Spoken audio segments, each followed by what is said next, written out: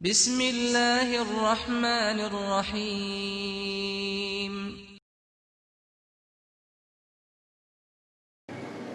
إن الحمد لله نحمده ونستعينه ونستغفره ونعوذ بالله من شرور أنفسنا وسيئات أعمالنا.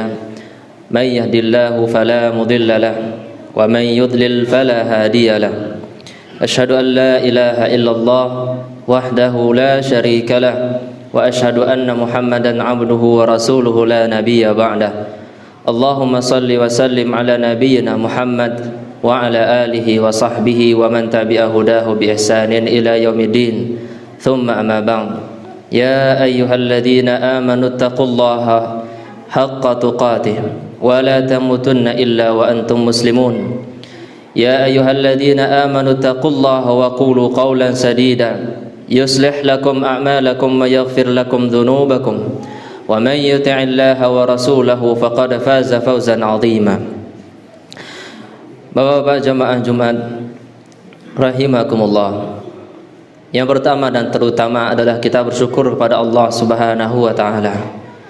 Mengungkapkan rasa terima kasih kita kepada Allah Subhanahu wa taala yang telah menciptakan kita, langit dan bumi, kemudian menyayangi hamba-hambanya dengan penuh kasih sayang rahmat yang sangat luas.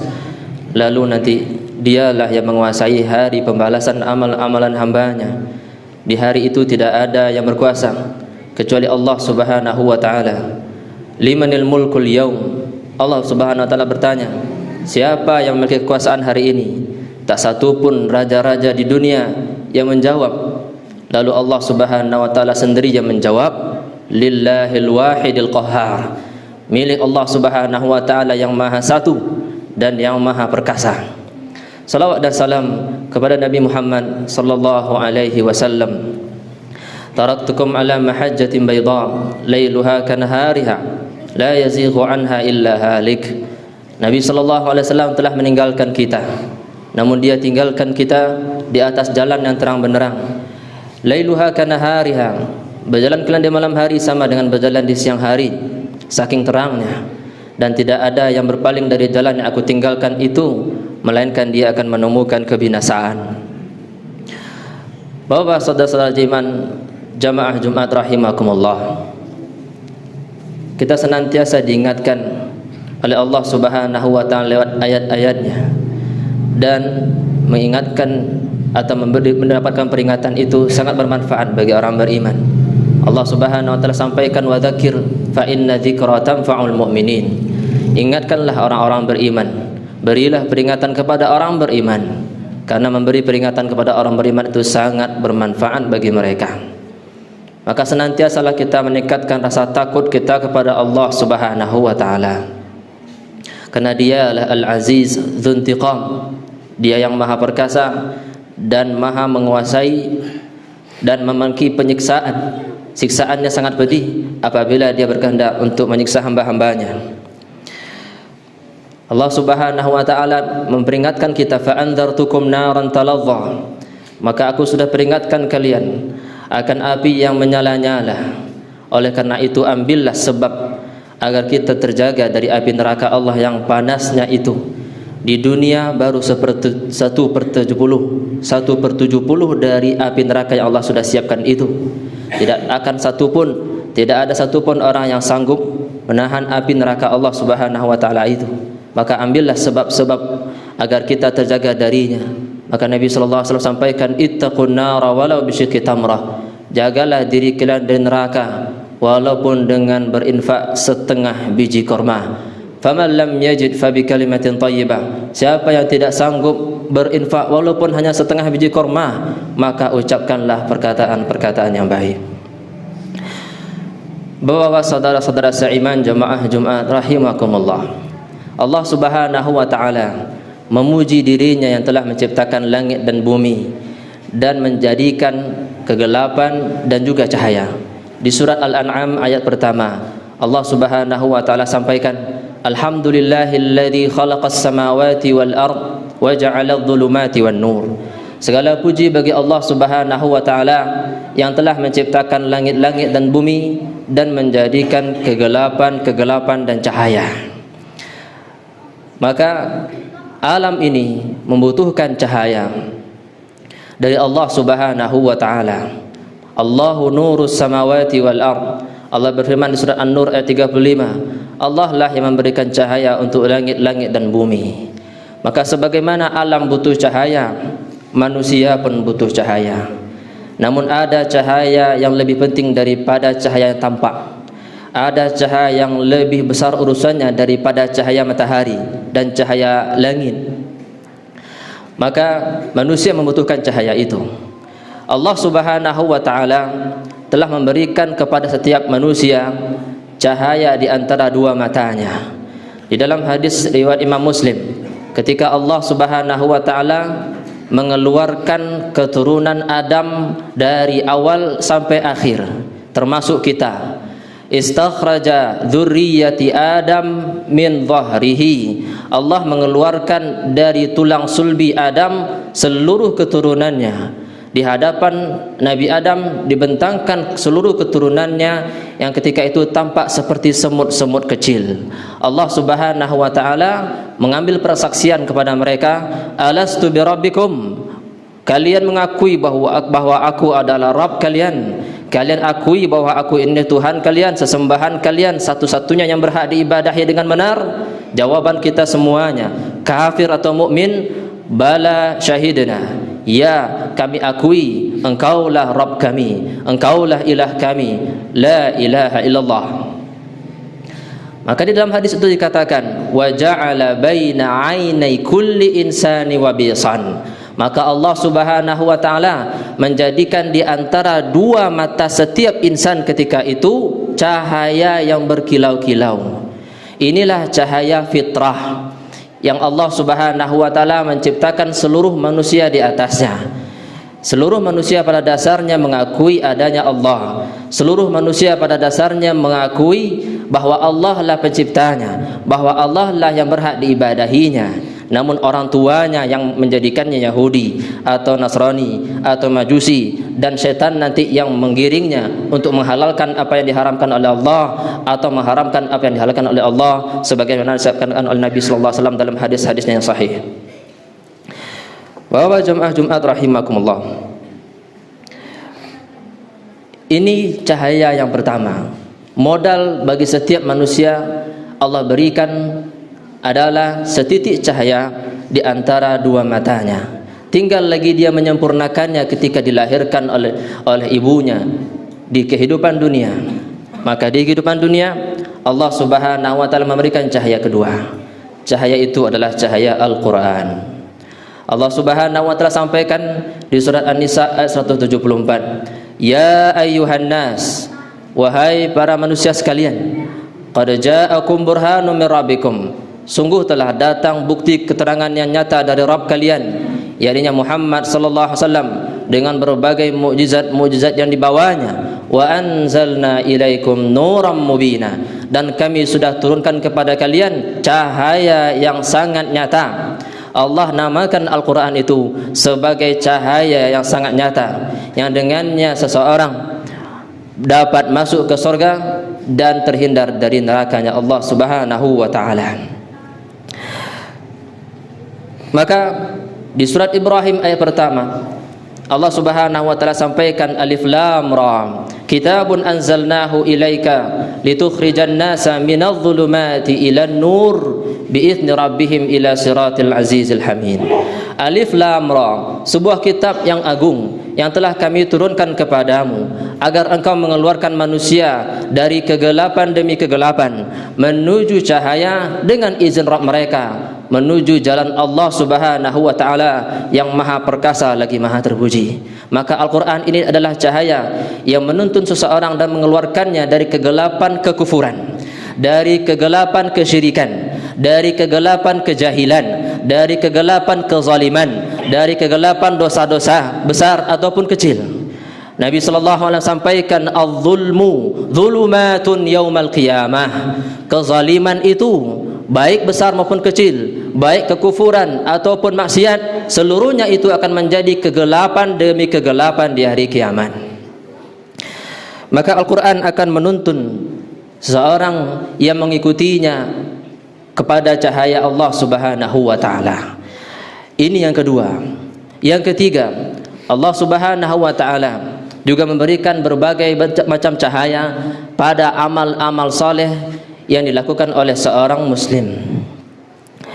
Di antaranya adalah bahwa qiyamul lail atau salat tahajud yang dilakukan oleh seseorang itu bisa memberikan cahaya yang tampak pada wajahnya dan matanya. Allah Subhanahu wa taala sifati sahabat-sahabat Nabi radhiyallahu anhum di surat Al-Fath ayat ke-29, simahum fi wujuhihim min atharis sujud. Tanda mereka sahabat Nabi Muhammad itu adalah pada wajah mereka lantaran bekas-bekas sujud pada salat tahajud. Maka para sahabat Nabi sallallahu alaihi wasallam itu dipuji karena tanda mereka tampak, cahaya mereka tampak lantaran sujud mereka pada salat malam hari. Maka sebagian ulama terdahulu mengatakan, man kathurat salatuhu bil lail hasuna wajhuhu bin nahar. Siapa yang banyak salatnya di malam hari, yakninya salat tahajud atau qiyamul lail, maka akan tampak bagus wajahnya pada siang hari. Imam Malik mengatakan, balaghani anna an-nasara idza ra'aw sahaba alladhina fatahu asy-syam qalu wallahi la haula'i khairun minal hawariyyin fima balaghana. Imam Malik mengatakan, telah sampai kepadaku kabar bahwasanya orang Nasrani ketika melihat para sahabat-sahabat Nabi yang menaklukkan negeri Syam, mereka mengatakan, demi Allah, demi Tuhan kami, sungguh para sahabat-sahabat Nabi itu lebih baik daripada Hawariyin, orang-orang yang setia mendukung Nabi Isa alaihissalam. Para sahabat-sahabat Nabi Muhammad itu lebih baik daripada Hawariyin yang sampai kepada kami kabar tentang mereka. Karena memang para sahabat Nabi sallallahu alaihi wasallam itu sudah ada beritanya di kitab-kitab terdahulu. Dan di surah Al-Fath ayat 29 itu Allah sampaikan salah satu tanda mereka itu adalah di wajah mereka ada tanda bekas sujud, yakni cahaya yang memancar lantaran ketaatan yang mereka lakukan.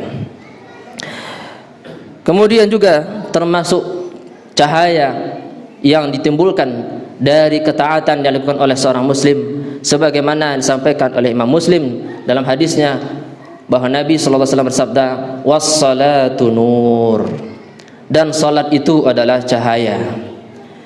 Cahaya yang dengannya seseorang terjaga dari perbuatan keji dan mungkar.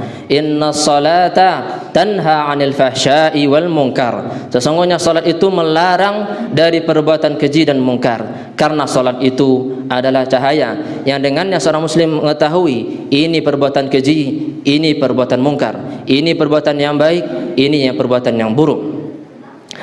Makanya dalam hadis yang Nabi sallallahu alaihi wasallam sampaikan, man hafadha 'alaiha kanat lahu nuran wa burhanan wa najatan yaumal qiyamah. Siapa yang menjaga salatnya, baik menjaga waktunya ataupun menjaga rukun-rukun dan kewajiban dan kekhusyukannya, siapa yang menjaga salat-salatnya, baik salat wajibnya ataupun salat sunatnya, siapa yang menjaga salat-salatnya, maka baginya cahaya, baginya bukti nyata, dan baginya keselamatan di hari kiamat.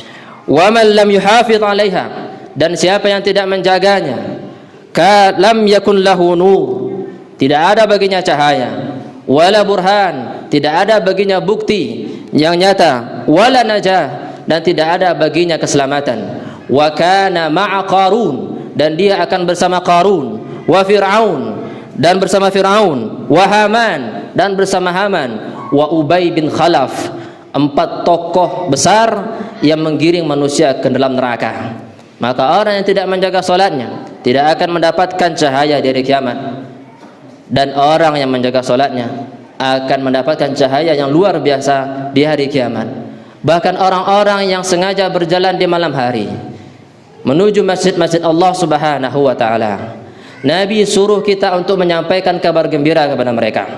Di dalam hadis riwayat Abu Daud dan Tirmidzi, Nabi sallallahu alaihi wasallam menyampaikan, "Basyiril masya'ina fi dhulmi ilal masajid bin nuri tammi yaumal qiyamah. Berikan kabar gembira bagi orang-orang yang berjalan di malam hari menuju masjid-masjid, bagi mereka cahaya yang sempurna pada hari kiamat. Begitu juga termasuk ketaatan yang memberikan cahaya bagi pelakunya. Man qara'a suratal kahfi yaumal jumu'ati kanat adha'a lahu nuran ma bainal jumu'ataini. Siapa yang membaca surat Al-Kahfi dari awal sampai akhir di hari Jumat, baginya cahaya yang menerangi hidupnya di antara dua Jumat. Man qara'a al-Qur'an wa ta'allamahu wa 'amila bih. Siapa yang membaca Al-Quran dan mempelajarinya dan mengamalkannya, ulbisa tajan min nur, akan diberikan mahkota yang terbuat dari cahaya. Allah Maha Berkuasa membuat mahkota dari cahaya. Wa nuruhu mithlu dawi syams, cahaya mahkota ini seperti cahaya matahari. Wa yuksa walidayhi hullatani la yaqumu bihimad dunya, dan orang tuanya pun mendapatkan keberuntungan. Orang tuanya diberikan dua perhiasan yang tidak bisa dibandingkan dengan seisi dunia.